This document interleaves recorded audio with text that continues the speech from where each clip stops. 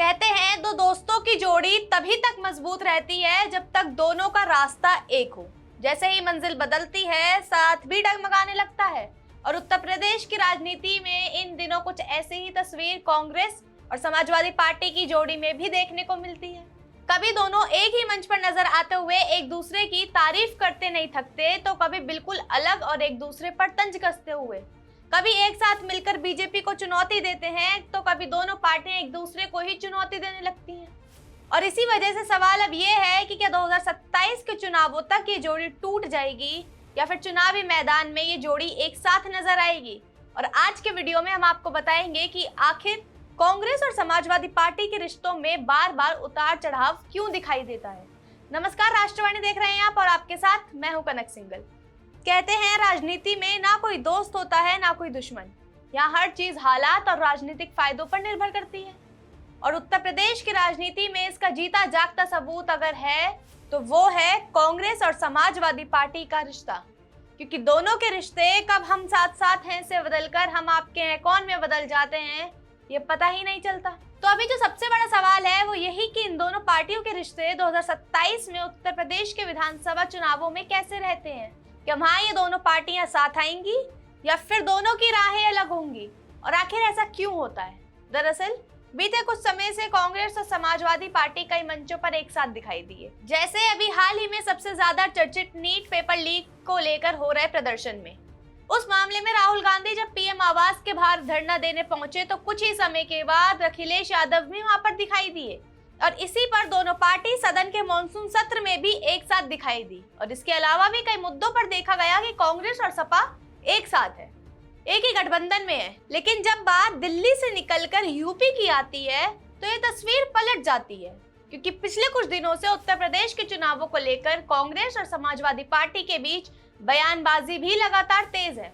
कांग्रेस के वरिष्ठ नेता और सहारनपुर से सांसद इमरान मसूद ने साफ कहा है कि कांग्रेस उत्तर प्रदेश की 403 विधानसभा सीटों पर तैयारी कर रही है। और इमरान मसूद के इस बयान को सिर्फ चुनावी तैयारी नहीं बल्कि समाजवादी पार्टी के लिए एक राजनीतिक संदेश भी माना गया। क्योंकि अगर कांग्रेस अकेले ही सभी सीटों पर तैयारी कर रही है तो फिर गठबंधन में सीटों का गणित कैसे बनेगा। वहीं दूसरी तरफ समाजवादी पार्टी लगातार कहती रही है कि चुनाव टिकट मांगने से नहीं, जीतने की क्षमता से लड़ा जाता है। यानी सीटों की संख्या से ज्यादा उम्मीदवार की ताकत मायने रखती है। और जब हाल ही में अभी सदन के बाहर अखिलेश यादव से नए एग्जामिनेशन बिल को लेकर सवाल पूछे गए तो अखिलेश ने सरकार पर निशाना साधा। और इन सब के बीच जब अखिलेश से गठबंधन पर भी सवाल पूछा गया तो उन्होंने सीधा जवाब देने से परहेज किया। उन्होंने सिर्फ इतना कहा कि लोकसभा चुनाव 2024 में हमारा गठबंधन था, आज भी हम लोकसभा में साथ हैं, विधानसभा चुनाव अभी दूर है। ये शब्द अखिलेश यादव के। पहले आपको सुनाते हैं कि क्या बोले अखिलेश यादव। अब जिस तरह से आप लगातार सड़क में भी कांग्रेस के साथ में है, अब चुनाव में भी आप कांग्रेस के साथ। अभी चुनाव दूर है, अभी लोकसभा में हम सब लोग एक साथ हैं। पहली नजर में भले ही ये बयान कोई आम और सीधा सा लगे, लेकिन राजनीति में कई बार जो नहीं कहा जाता वही सबसे बड़ा संदेश होता है। इससे पहले अखिलेश यादव कई बार खुलकर कांग्रेस के साथ गठबंधन की बात करते रहे थे, लेकिन इस बार उन्होंने विधानसभा चुनाव का नाम आते ही सवाल को टाल दिया। और यहीं से राजनीतिक चर्चाओं का दौर शुरू हो गया। सवाल उठने लगे कि क्या समाजवादी पार्टी यह विकल्प खुले रखना चाहती है या फिर कांग्रेस की बढ़ती महत्वाकांक्षा सपा को परेशान कर रही है। अगर पिछले कुछ महीनों की तस्वीर देखें तो कई ऐसे मौके आए जब दोनों दलों के बीच दूरी साफ दिखाई दी। दिल्ली में इंडिया गठबंधन की बैठकों के दौरान प्रदेश की कांग्रेस नेताओं के बयानों पर अखिलेश यादव नाराज भी दिखे। कई बार कांग्रेस नेताओं ने यूपी में अपनी अलग पहचान मजबूत करने की बात कही। वहीं समाजवादी पार्टी के नेताओं ने भी संकेत दिए कि गठबंधन बराबरी के सम्मान पर ही चलेगा। हाल ही में विपक्ष के आंदोलन ने भी कई बार दोनों दल अलग अलग मंचों पर दिखाई दिए। कहीं कांग्रेस ने अपना अलग प्रदर्शन किया तो कहीं समाजवादी पार्टी अपनी अलग रणनीति अपनाई। हालांकि संसद के भीतर कई मुद्दों पर दोनों सरकार के खिलाफ साथ खड़े भी दिखे। यानी तस्वीर बार बार बदलती रही। लेकिन अगर इतिहास देखा जाए तो कांग्रेस और समाजवादी पार्टी का रिश्ता हमेशा आसान नहीं रहा। 2017 के विधानसभा चुनाव में दोनों ने मिलकर चुनाव लड़ा, लेकिन नतीजे उम्मीद के मुताबिक नहीं आए। इसके बाद दोनों अलग हो गए और उसके बाद 2022 के विधानसभा चुनाव में समाजवादी पार्टी ने छोटे क्षेत्रीय दल जैसे सुभाषपा के साथ गठबंधन किया और कांग्रेस ने एकला चलो की नीति पर रहकर अकेले चुनाव लड़ा, लेकिन दोनों को ही वो सफलता नहीं मिली जो सोची गई थी। फिर 2024 के लोकसभा चुनाव में राजनीति ने करवट ली। बीजेपी को चुनौती देने के लिए दोनों दल एक साथ आए और जिसमें कुल 80 सीटों में से समाजवादी पार्टी ने 37 सीटें जीती और कांग्रेस ने 6 सीटों पर जीत दर्ज की और इसी गठबंधन को विपक्ष की सबसे सफल रणनीतियों में से एक माना गया। लेकिन ये बात भी सच है कि लोकसभा और विधानसभा की राजनीति अलग होती है।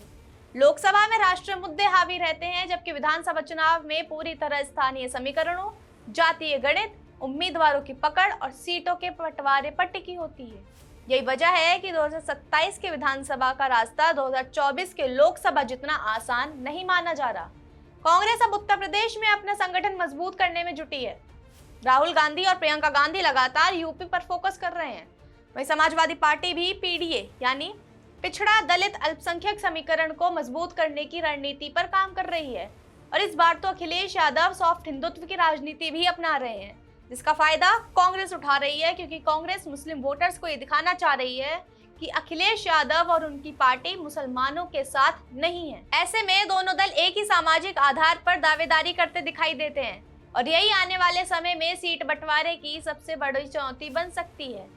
राजनीतिक विश्लेषकों का भी मानना है कि अगर दोनों दल साथ लड़ते हैं तो बीजेपी के सामने मुकाबला मजबूत हो सकता है, लेकिन अगर दोनों दल अलग अलग मैदान में उतरते हैं तो विपक्षी वोटों का बंटवारा भी हो सकता है। हालांकि अभी किसी भी दल ने गठबंधन खत्म होने का ऐलान नहीं किया और न ही साथ लड़ने की कोई औपचारिक घोषणा की है, यानी फिलहाल तस्वीर पूरी तरह साफ नहीं है, लेकिन संकेत जरूर बदल रहे हैं और राजनीति में कई बार संकेत ही भविष्य की दिशा तय करते हैं।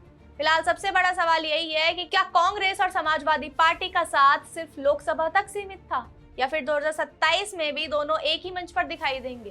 क्या सीटों का गणित राजनीतिक रिश्तों पर भारी पड़ेगा या फिर बीजेपी को चुनौती देने के लिए दोनों दल एक बार फिर अपना मतभेद भुला देंगे?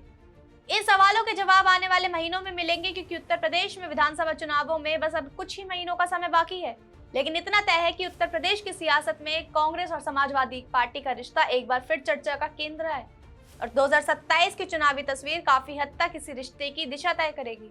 फिलहाल के लिए इतना ही। ऐसी तमाम खबरों के लिए जुड़े रहिए हमारे साथ और देखते रहिए राष्ट्रवाणी। धन्यवाद।